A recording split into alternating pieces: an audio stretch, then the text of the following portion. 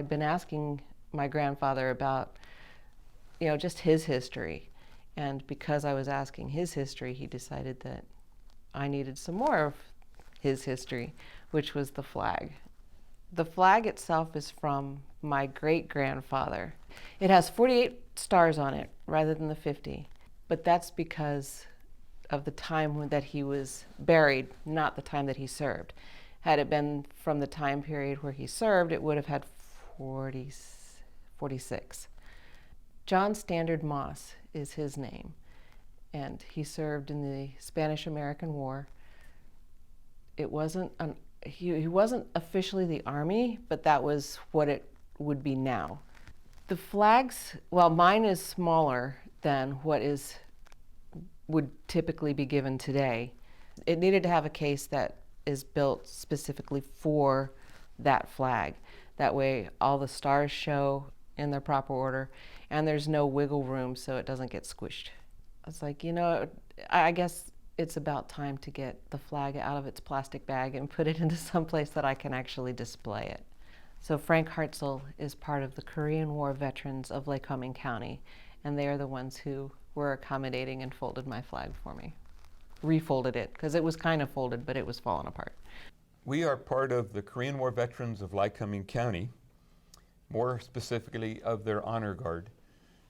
To my left is our quartermaster, Howard Wilt. To my right is Charlie Johnson, who just went out as the vice commander. And on my far right is Charlie Sheets, who is our commander. And I'm Frank Hartzell, the chaplain.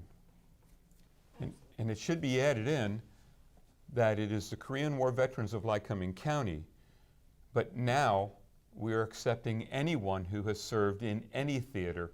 July of 1999, we did our first funeral down at Twin Hills Cemetery down near Muncie. That started the Korean War Veterans Honor Guard. And that's what this uniform is that we're wearing, is the Honor Guard uniform. And since then, our Honor Guard has done 1,777 funerals.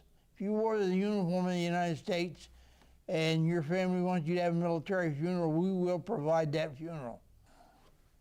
We'll do anything we can to help veterans, anything we can.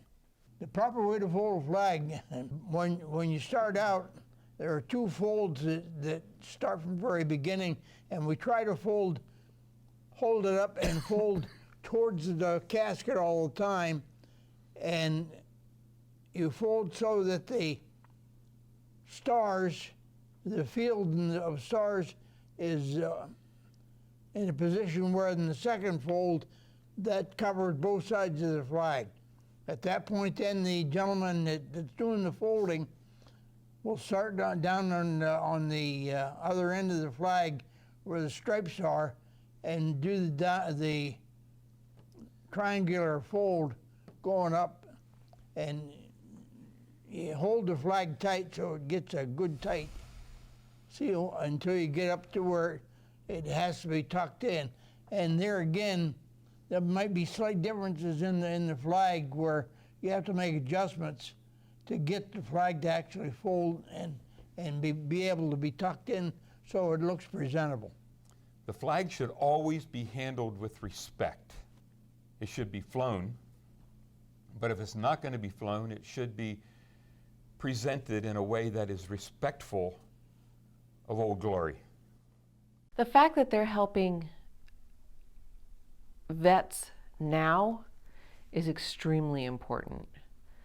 We have a lot of vets coming home from wars that we didn't want to have anything to do with. That was emotional. I didn't realize to what extent, not just unfolding and refolding that flag, but interacting with these gentlemen. I didn't realize to what extent that would affect me. They are part of our history, and they're our living history. And I don't think we give them nearly enough credit. And that's not just the older generation, but our current generation. some are coming home damaged, broken beyond repair. And to have somebody take the time to actively help them, that's what we need to do. As a civilian, that's how I say thank you. It goes beyond just, oh, thanks for your service, and move along. No, they need more than that. How many do we pass on the street who are homeless? That's not acceptable. Their stories are impressive, they're incredible. And we as civilians have no concept of what they've done or what they've gone through.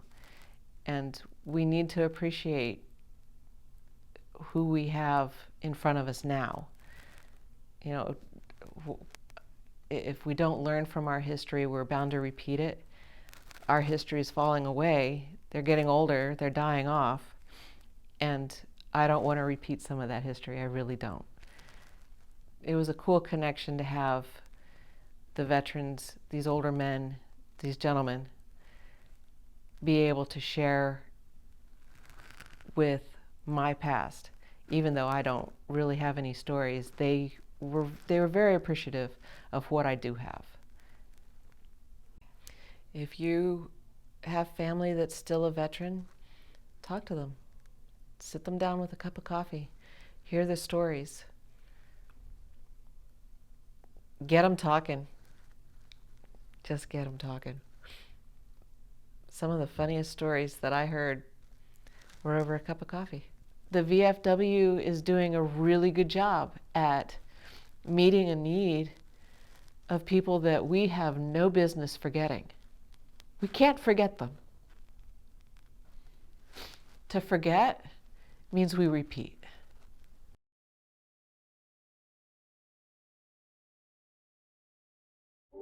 At UPMC, we're pioneering new ways to treat cancer, and we're working to prevent it. We're advancing new technology to look more closely at disease and helping you breathe easier. We perform the world's first heart-liver transplant, and we're experts at keeping your heart beating strong. We're a global team of more than 90,000, advancing care everywhere and delivering it closer to you. UPMC, life-changing medicine.